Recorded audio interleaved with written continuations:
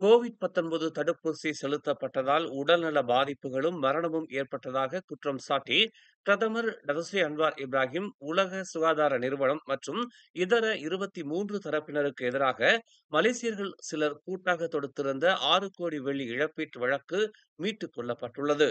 பிரதிவாதிகளுக்கு செலவுத் தொகையாக 8000 வெள்ளியை வழங்கும்படி வாதிகளுக்கு உயர்நீதிமன்ற நீதிபதி ராஜா அமாட் மொசானுடீன் ஷா ராஜா மோசான் நேற்று உத்தரவிட்டார். ஆயினும் அவ்வழக்கை மறு தாக்கல் செய்ய வாதிகளுக்கு அவர் அனுமதி அளித்துள்ளார். நாடாளுமன்ற உறுப்பினர்கள் அனைவருக்கும் சமமான அளவில் நிதி ஒதுக்கீடு வழங்குவது தொடர்பான நகல் கருத்திணக்க குறிப்பு பற்றி பேச்சுவார்த்தை நடத்த முன்வருமாறு எதிர்க்கட்சியினருக்கு மீண்டும் பிரதமர் டதஸ்ரீ அன்வார் இப்ராஹிம் அழைப்பு விடுத்துள்ளார்.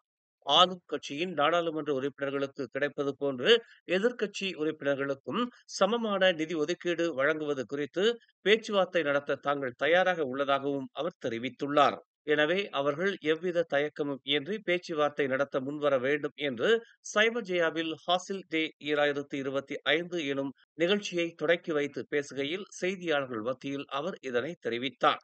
தாம் எதிர்க்கட்சி தலைவராக இருந்த வேளையில் அப்போதைய பிரதமருடன் பல முறை பேச்சு நடத்தியிருப்பதாகவும் அவர் சுட்டிக்காட்டினார். முன்னாள் பிரதமர் டதஸ்ரீ இஸ்மாயில் சப்ரி யாக்கூப்புக்கு எதிராக தற்போது நடைபெற்று வரும் புலன் விசாரணையின் ஒரு பகுதியாக 32 பேரிடம் மலேசிய லஞ்ச ஊழல் தடுப்பு ஆணையமான MACC இதுவரை விசாரணை நடத்தி உள்ளதாக தெரிவிக்கப்பட்டுள்ளது. அவர்களை தவிர்த்து மேலும் 23 பேர் வாக்குமூலம் பெறுவதற்காக அழைக்கப்பட உள்ளதாக தகவல் அறிந்த வட்டாரம் தெரிவித்துள்ளது.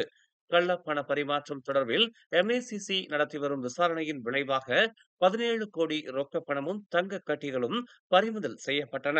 அந்த ரொக்க பணமும் தங்க கட்டிகளும் இஸ்மாயில் சப்ரியின் முன்னாள் அதிகாரிகளின் வீடுகளில் இருந்து கைப்பற்றப்பட்டன. MACC அதிகாரிகளால் ஏற்கனவே விசாரிக்கப்பட்ட 4 பேர் மீண்டும் விசாரிக்கப்பட உள்ளதாகவும் அந்த வட்டாரம் தெரிவித்துள்ளது.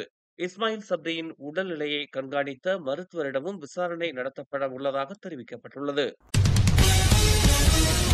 SRC இன்டர்நேஷனல் நிறுவனத்திற்கு சொந்தமான 2 கோடியே 70 லட்சம் வெள்ளி சம்பந்தப்பட்ட இதர 3 கள்ள பண பரிமாற்ற குற்றச்சாட்டுகளை கைவிடும்படி டத்துஸ்ரீ நஜீப் ரசாக் விண்ணப்பம் செய்துள்ளார். அந்த விண்ணப்பம் மீதான முடிவு மே மாதம் 6ஆம் தேதி தெரியவரும் என்று தெரிவிக்கப்பட்டுள்ளது. நஜீப்பின் அந்த விண்ணப்பம் மீதான முடிவு அறிவிக்கப்படுவதற்குள் புதிய மேலாண்மை தேதியை நிர்ணயிக்கும்படி துணை அரசு வழக்கறிஞர் முகமது அஷ்ரப் அட்ரின் கமாருல் முறையிட்டதை தொடர்ந்து உயர்நீதிமன்ற நீதிபதி கே முனியாண்டி அந்த தேதியை நிர்ணயித்தார். தற்காப்பு தரப்பினர் சார்பில் சட்டத்துறை தலைவரின் அலுவலகத்திற்கு இன்று செவ்வாய்க்கிழமை மற்றொரு கடிதம் அனுப்பப்படும் என்று நஜீப்பின் வழக்கறிஞர் தான்ஸ்ரீ முகமது ஷஃபி அப்துல்லா நேற்று தெரிவித்தார். சுகாதார அமைச்சின் கீழ் செயல்படும் 43 கிளினிக்குகளில் சேவை நேரம் நீட்டிக்கப்பட்டிருப்பதால் கடந்த ஆண்டில் 5,92,966 நோயாளிகள் பலன் அடைந்துள்ளதாக தெரிவிக்கப்பட்டுள்ளது. இந்த திட்டத்தின் கீழ் அரசாங்க மருத்துவமனைகளின் ஆபத்து அவசர பிரிவுகளில் நிலவும் நோயாளிகளின் நெரிசலை குறைக்கும் நோக்கத்தில் அருகில் உள்ள கிளினிக்குகளுக்கு நோயாளிகள் அனுப்பப்பட்டதாக தெரிவிக்கப்பட்டுள்ளது.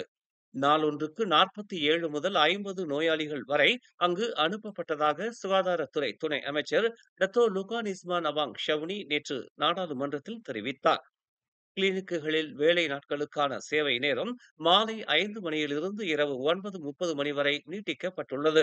சனிக்கிழமைகளில் காலை 9 மணி முதல் பிற்பகல் 1 மணி வரை கிளினிக்குகள் திறந்திருக்கும் என்றும் அவர் தெரிவித்தார். கடந்த 2023ஆம் ஆண்டில் 49 கிளினிக்குகளில் 6 கிளினிக்குகள் இந்த பொதுத்துறை சீர்திருத்த முன்னோடி திட்டத்திற்கு தேர்ந்தெடுக்கப்பட்டதாக அவர் கூறினார். அதே நேரத்தில் அந்த 6 கிளினிக்குகளும் தங்களின் சேவை நேரத்தை ஞாயிற்றுக்கிழமைகளிலும் பொது விடுமுறை நாட்களிலும் காலை 9 மணி முதல் பிற்பகல் 1 மணி வரை நீட்டித்தன என்றும் அவர் சுட்டிக்காட்டினார். பேராக்கின் ஆயர் கூனிங் சட்டமன்ற தொகுதியை பெரிகாத்தான் நேஷனல் கைப்பற்றுவதற்கு பெர்சாத்து கடுமையாக பாடுபடும் என்று டத்தோஸ்ரீ அஸ்மின் அலி தெரிவித்துள்ளார். ஏப்ரல் 26ஆம் தேதி நடைபெறும் அந்த இடைத்தேர்தலில் பெரிகாத்தான் சார்பில் பாஸ் கட்சியின் வேட்பாளர் போட்டியிடுவார் என்று அவர் கூறினார். அக்கூட்டணியின் பங்காளி கட்சி எனும் முறையில் அவரின் வெற்றிக்கு பெர்சாத்து கடுமையாக உழைக்கும் என்று அவர் உறுதி அளித்தார். மேலும் செய்திகளை தெரிந்து கொள்ள தமிழ் மலர் நாளிதழை பாருங்கள். உடனுக்குடன் செய்திகளை தெரிந்து கொள்ள தமிழ் மலர் இணையதளம், தமிழ் மலர் செயலி மற்றும் மலர் டிவி யூடியூப் சேனலை வலம் வாருங்கள். எங்களோடு இணைந்திருக்க மலர் டிவியை பதிவு செய்து கொள்ளுங்கள். உறவுகள் மகிழ்ந்திட விருப்பம் மற்றும் பகிர்வு சேவையை சொடுக்கிடுங்கள்.